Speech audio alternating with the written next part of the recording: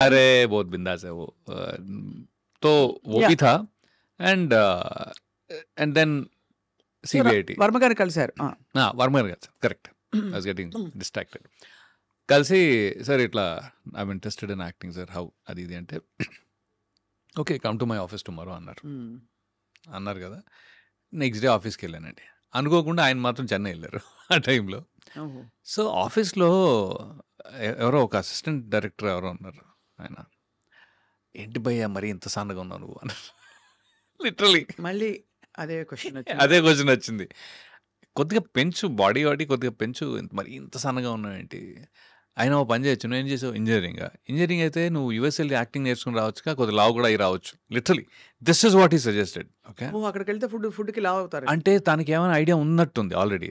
Okay so తనేమో మరి ఆయన ఎవరో తెలియదు. కలిసి ఇప్పుడు ఎవరైనా గుర్తుండి కాల్ చేస్తే బాగుండాను అనుకుంటున్నాను కానీ బట్ దట్ పర్సన్ ఆయన నన్ను వెళ్ళమంటే నేను ఐఎమ్ లైక్ ఓకే బహుశా మరీ అక్కడ ఏమైనా నేర్చుకుంటే బాగుంటుందేమో అని ఒక చిన్న ఫీలింగ్ ఉండేది. సో అప్పుడు మళ్ళీ నేను జిఆర్ఈ టోఫల్ రాసి వెళ్ళా. అప్పటి వరకు యూఎస్ఏలో ప్లాన్ లేదు. సరే అక్కడికి వెళ్ళి అక్కడ యాక్టింగ్ నేర్చుకుందాము, వెరైటీగా ఉంటుంది కదా. అంటే ఎప్పుడు చాలామంది ఇక్కడ నేర్చుకుంటారు కదా. I thought maybe why not, అంటే అక్కడికి వెళ్ళి ఎందుకు నేర్చుకోకూడదు అనే టైప్లో. సో వెళ్ళి అక్కడ I wanted to join directly acting school, but it was very expensive. ఇప్పుడు సాగర్ చంద్ర ఉన్నారు కదా, ఆయన సదర్న్ ఇల్లినాయ్ యూనివర్సిటీ కార్బన్డేల్లో చేశారు. ఓకే స్క్రీన్ రైటింగ్ అవన్నీ. నేను కూడా దానికి వెళ్ళా యాక్చువల్గా, but it was too expensive. $70,000 ఉండింది ఆ టైంలో. మన వల్ల $70,000 అంటే బాబాయ్ మన ఇల్లే ఒక $4,000 కట్టేసి ఉంటాం.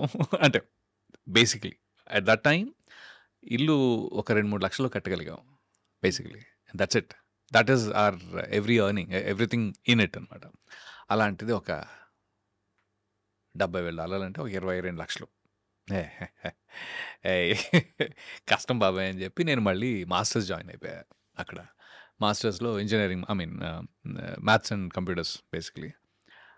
అదేమో ఫైనాన్షియల్ ఎయిడ్తో పాటు మనకి, సో ఎక్స్పెన్స్ ఏం లేదు దాంట్లో. సో మాస్టర్స్ జాయిన్ అయ్యి ఆ తర్వాత ఎప్పుడో న్యూయార్క్ ఫిల్మ్ అకాడమీ అప్పుడు టైం దొరకలా. అప్పుడు జాబ్ చేస్తుంటే టైం దొరకలేదు, but I could make time. ఒక 3 నెలలు చేసి వచ్చాను. చేసి వచ్చేసాక then after that film just happened. Film happened in 2000 before this one. Actually వెళ్ళక ముందే దేవకట్ట గారు ఆ టైంలో, దేవకట్ట గారు ఆ టైంలో హీ వాజ్ డూయింగ్ వలస అని ఒక టీవీ సిరీస్ లాగా. అంటే టీవీలో మన ఈటీవీయో జెమినీయో ఏదో దాంట్లో ఒక చిన్న ఎపిసోడిక్గా చేద్దామని అనుకున్నారు ఆయన. చేద్దామని అనుకుని ఒక I think few episodes that he did. దాంట్లో వేరే నా ఫ్రెండ్ ఉన్నాడు కిషోర్ అని, తాను చెప్పాడనమాట, అరే ఇక్కడ నా రూమ్మేట్ దేవా అని ఉన్నాడు, తను interested in movies, you want go meet him అంటే అవునరా వెళ్తానని చెప్పా. అదే క్రమంలో రాజ్ అండ్ డీకే గారిని కూడా కలిసి ఆ టైంలో.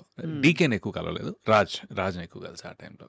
సో దేవా వచ్చేసి సారీ బ్రదర్, నేను ఆల్రెడీ అందరినీ హైర్ చేసేసుకున్నాను, 2 months అయింది నేను ఆల్రెడీ స్టార్ట్ చేసి.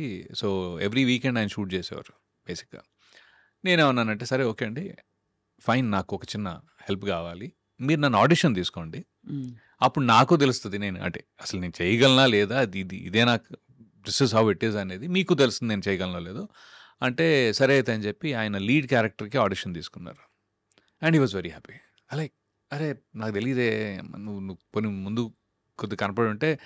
అప్పుడు ఆయన ఆ క్యారెక్టర్ తనే చేస్తున్నారు actually, because nobody else was interested much. So ఆయనేమో నువ్వు దొరుకుంటే బాగుండేది, నేను ఓన్లీ డైరెక్షన్ మీద కాన్సన్ట్రేట్ చేసేవాడిని. సరే ఓకే నో ప్రాబ్లం, నేను నెక్స్ట్ ఎప్పుడు ఏమనుకున్నా సరే ఐ డెఫినెట్లీ కాల్ యూ అని.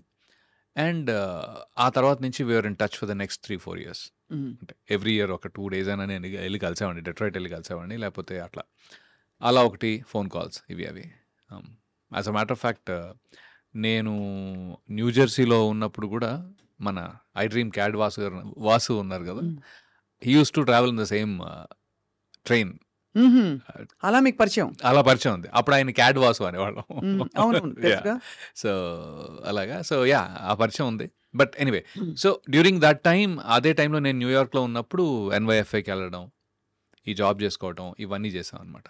బట్ యుఎస్ ఎక్స్పోజర్ కొంచెం చేంజ్ అవుతుంది కదా, మన ఒక different kind of I feel I live change అవుతుందండి. డెఫినెట్ గా ఒక కాన్ఫిడెన్స్ అంటారా, లేకపోతే సంథింగ్ ఎల్స్? అంటే కాన్ఫిడెన్స్ కంటే కూడా మీరు సొంతంగా పనులు చేసుకోవడం అలవాటు చేసుకుంటాం. ఫస్ట్ థింగ్ మీరు సెల్ఫ్ రిలయంట్ అయిపోతాం. అది ఒకసారి ప్రాబ్లం కూడా యాక్చువల్గా. ఇక్కడ ఈ సెటప్ లో అది వర్కౌట్ అవ్వాల నాకు. It is very hard to be guy from US. అవును, కరెక్ట్. అది ఉంది. మీరు ఇంతమంది స్టార్స్ తో వర్క్ చేశారు కదా,